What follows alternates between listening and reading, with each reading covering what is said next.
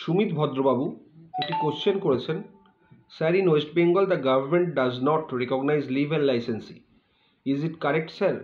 Can a licensee be evicted? Must reasonable requirement be a ground to evict a licensee? কোশ্চেনটা খুব ভালো। এই কোশ্চেনটার মধ্যে অনেক কিছু ঢুকে আছে, পয়েন্ট ডিসকাস করার মতো। First of all, West Bengal government কোথাও বলেনি লিভ এ লাইসেন্স এগ্রিমেন্ট বার্ড বা করা যাবে না। লিভ এ লাইসেন্স এগ্রিমেন্ট করতেই পারেন, তাতে কোথাও কোনো বার নেই এবং সেটা আইনত ভ্যালিড, কিন্তু গভর্ন হবে ট্রান্সফার প্রপার্টি অ্যাক্ট দ্বারা। লিভ এ লাইসেন্সে রেন্টের কথা থাকবে না, থাকবে লাইসেন্স ফিজ।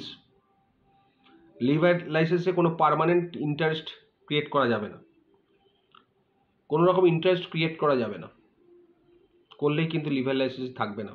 লিভ এ লাইসেন্স ক্লজগুলো খুব ভালোভাবে লিখতে হয়, যাতে সেটা পার্মানেন্ট বা পারপেচুয়াল টেনেন্সি না বোঝায়।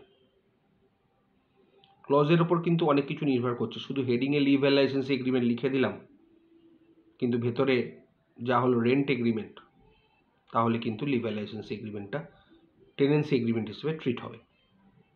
এবার আসি মামলার কথা। আপনার লিভ এ লাইসেন্স এগ্রিমেন্টে রিজনেবল রিকোয়ারমেন্টের কথা দেওয়ার দরকার নেই, প্রমাণও করার দরকার নেই। লিভ এ লাইসেন্স এগ্রিমেন্টের একটাই জিনিস, যে টাইম অবধি দিয়েছে সেই টাইমটা এক্সপায়ার হয়েছে কিনা সেটা অবশ্যই দেখতে হবে।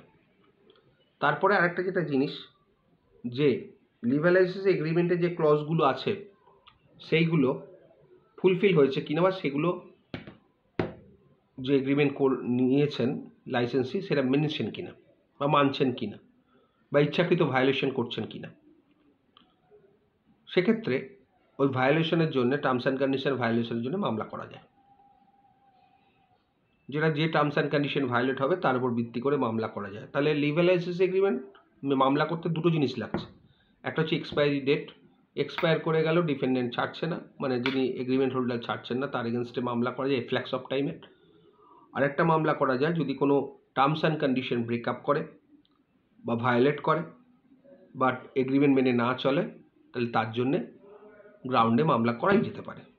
কিন্তু রিজনেবল রিকোয়ারমেন্ট দরকার নেই। আপনি লিখতে পারেন যে আপনার প্রয়োজনের দরকার। প্রেমিস টেনেন্সি অ্যাক্টের মামলায় যেরকম কমিশনার পাঠিয়ে প্রমাণ করতে হয় রিকোয়ারমেন্ট, আপনার প্লেন্টিফের ডিফেন্ডেন্টের রিকোয়ারমেন্ট কী কী আছে, কীভাবে ফুলফিল হবে, বা কোন ঘর ছাড়লে বা থাকলে ফুলফিল করা যেতে পারে। কিন্তু এইখানে আপনি রিজনেবল রিকোয়ারমেন্ট লিখতে পারেন, কিন্তু কোনো কমিশন করানোর দরকার নেই, কারণ কমিশন এখানে লাগবে না। দুটো গ্রাউন্ডের উপর টিকে আছে, যে দুটো গ্রাউন্ড বললাম, আর অ্যাডিশনাল গ্রাউন্ড অনেক আছে, সেগুলো দিতে পারেন, কিন্তু মেনলি দুটো গ্রাউন্ড, এফ্ল্যাক্স অফ টাইম আর violation of the breach of terms and condition of the agreement.